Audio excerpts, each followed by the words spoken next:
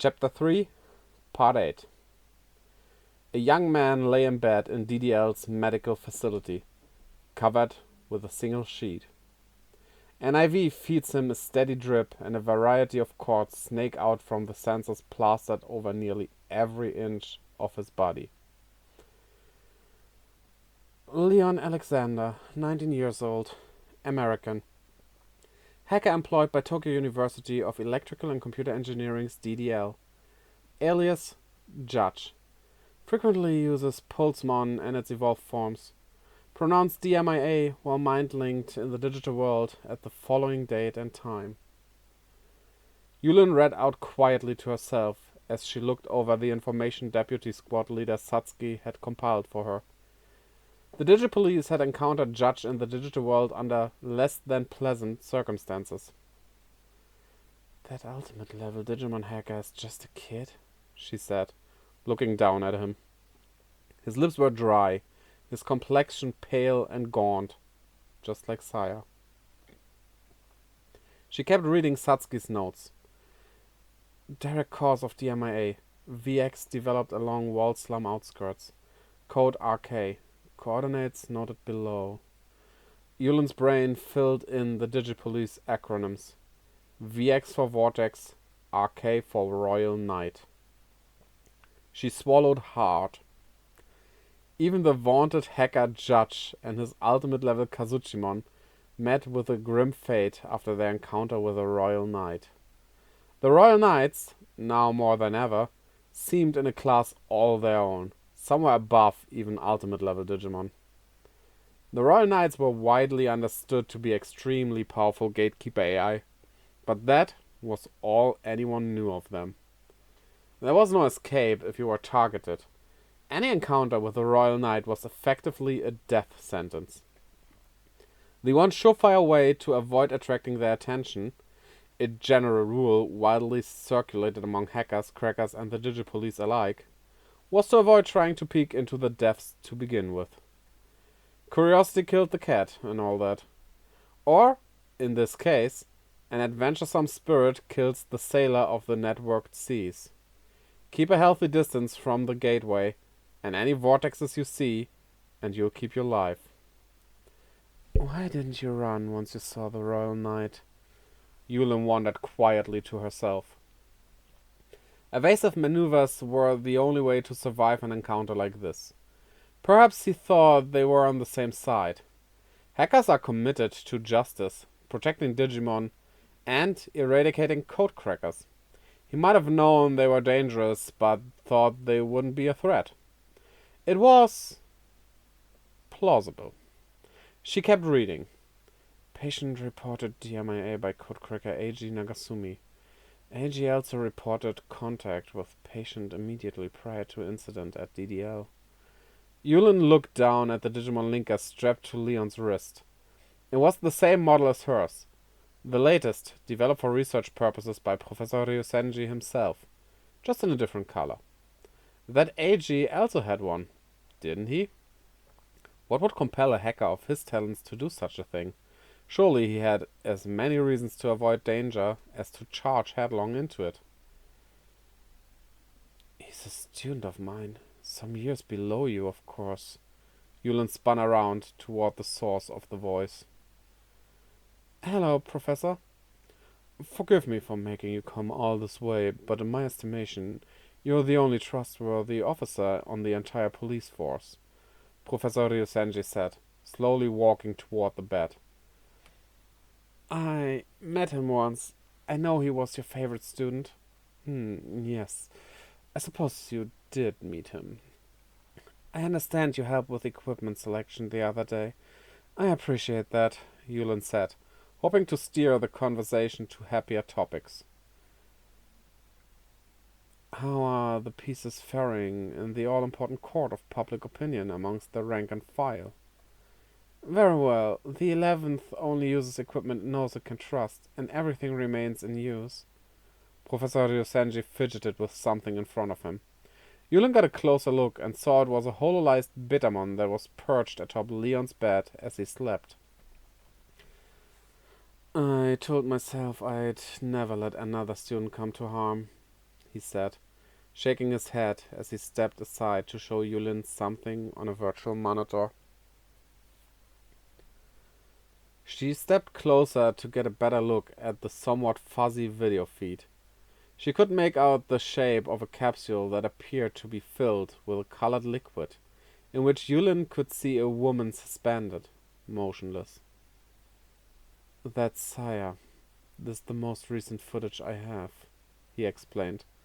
Yulin stared at the feet of her closest friend suspended in some sort of life-supporting capsule and felt nothing. She had overcome nothing, and was no closer to helping Saya than she was on the day Saya went DMIA.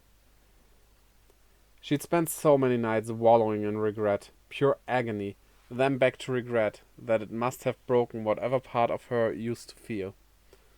There was a time where she wouldn't have been able to look at this footage. She still wouldn't have sought it out, but she couldn't do anything about the fact that Professor Ryosenji had shown it to her now. Sometimes it was easy to forget he was still a father. Saya had been in that capsule since she was transferred to a specialist in America. Asleep, but still alive. How many years had it been? A whole new generation of students now studied under her father. Students who would have been babies back when she went missing. "You haven't changed a bit, have you, Saya? Meanwhile, I'm looking older every day," Yulin said to the virtual monitor. From what she could see, Saya looked the same as she did the day she went missing. As far as Yulin was concerned, she was ageless and immortal. She recalled something about being in a coma slowing the body's metabolism to the point that aging itself slowed, then pushed the thought out of her mind. It was probably something she'd read in some novel or at some other point. "You've never looked better," Ryosenji said with a slight smile. "Spare me," Yulin said dryly. "No, I mean it." The professor was not the type for idle compliments, but when he did give them out, they were to former students. Perhaps it was easier to see things through rose-tinted glasses that way. Yulin imagined what life would be like had Saya been with them. She would have married Kosuke, maybe even had a kid. Professor Ryosenji would be a grandparent. She stopped there. No sense in building out a life that could never be. Yulin straightened her stance. As good as it was for the professor to share this footage with her, that wasn't why she was there. There was news to deliver. Leon Alexander's case was being processed as a standard DMIA incident, which meant it wouldn't be made public. A doctor would declare that he suddenly, inexplicably lost consciousness and was now in a coma. She would ensure that his family was told the same. The boy's father is my friend. He should know the truth, if he doesn't already." "However," Yulin said sharply. "Oh?" Professor Ryosenji grunted. "The 11th is very interested in Leon's contact with a codecracker by the name of Eiji Nagasumi. To that end, I have some questions. He's contracted with you, is he not?" "He shows a lot of promise," the professor said casually. There was no point in denying Eiji existed, or hiding his connection with the boy. "Is that so? So he wouldn't have any reason to intentionally DMIA anyone, or attempt to murder them?" "This was all very unfortunate accident," Professor Ryosenji said sternly, "though it was only a theory." "Okay. Eiji is a member of the SOC. He's new, but he's taking on leadership roles. We're aware. He's bested my deputy squad leader." "Ah, yes, Satsuki the slug lover. This is off the record and just between us, but I'm a fan of hers. I know all about her secret account where she uploads all her slug videos," the professor said with a mischievous grin. Yulin let out a pained sigh. She couldn't tell if he was joking or serious, and didn't care to derail the interview long enough to find out. "Tartarus will back Eiji up. As I will, seeing as I asked him to join the SOC, he continued, hardening his gaze. The message was clear. Do what you must as part of the Digipolice, but don't get too involved with AG. Are you saying you'll shield him? Just like I did for you and Kosuke. Yulin's heart grew heavy. He'd gone to great lengths to prevent them both from having any admissions of responsibility regarding Saya's coma coerced out of them. And Yulin wouldn't be standing before him as a member of the Digipolice if he hadn't. I'll treat him carefully, then. That's all I ask. But I'm not extending the same consideration to Tartarus. I can't afford to let him operate unchecked. Yulin tapped a photo on her phone. It was a photo of the last night she, Saya, and Kosuke were all together at the future site of the Denrin district. What is Tartarus, should I say Kosuke's, play here? Yulin knew the truth. Tartarus was none other than Kosuke Kisakata. They walked very different paths following the accident that ended the Tartarus program. Yulin graduated and then made herself scarce, spending some time alone instead of remaining on staff in Professor Ryosenji's lab. She drifted aimlessly, living the life of a codecracker or a hacker, but not caring in the least which label was applied to her. In the end, she was scouted by the police and started working as a white hat hacker. She had the skills, and they were in desperate need of cybersecurity staff. For a moment, it seemed as though Ryosenji Electronics would dissolve. In the 11th hour, however, a tech heavyweight floated enough of an investment to help the company rebrand as Abaddon Electronics and continue operation. The rest was history. With Professor Ryosenji serving as co-founder and head of engineering, the company made a significant advancements. In time, the Tokyo University of Electrical and Computer Engineering opened, and his name was once again on everyone's lips in business and political circles alike. Who knows what would have happened had he kept his name on the company? Perhaps he'd keep company with billionaires. Yulin amused herself by imagining what might have been. At any rate, it seemed a shame to take his name off the company, and either company would be without Kosuke, its star programmer. Yulin herself wouldn't hear his name again until some years later, when the digital world was common knowledge among those in the know, but not yet a concern for the general public. Code-cracking teams were asserting themselves, with the aggressive SOC leading the charge. Finding out that Kosuke was actually Tartarus stirred up a slew of complicated emotions.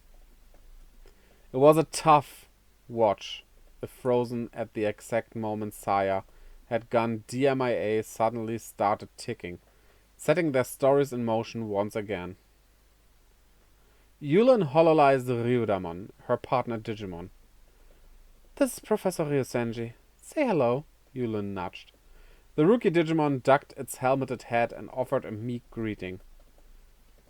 Hello there, dear Ryu, the professor said with his characteristically gentle smile.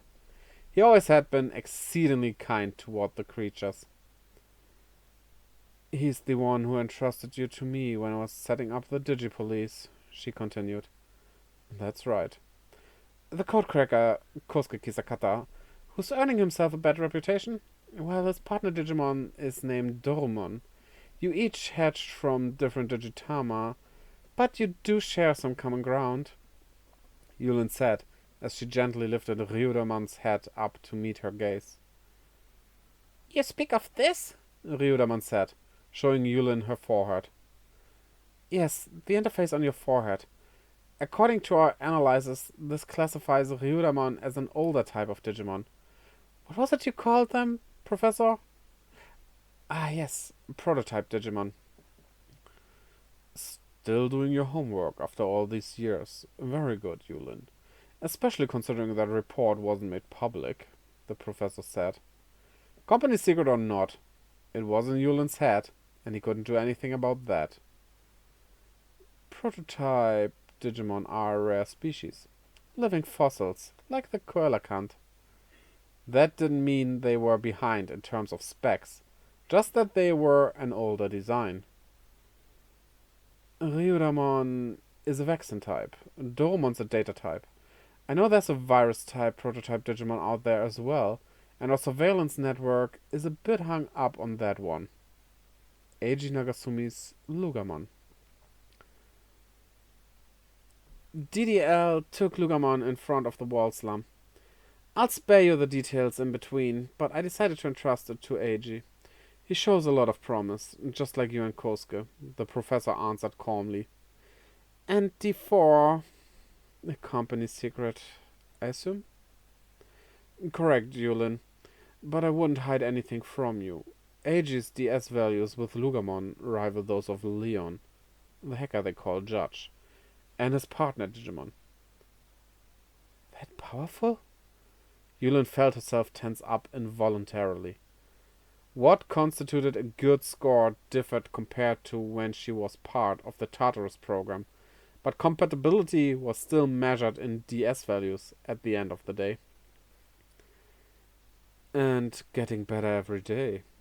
Isn't that exciting? In my estimation, Eiji might match Saya's levels, he said, eliciting a slight gasp from Yulin. The technology at his disposal has grown in leaps and bounds as well, compared to what you were using. There's no telling what kind of paths all of you will forge in the digital world, Professor Ryosenji said, gesturing as though he were patting the interface on Ryudamon's forehead.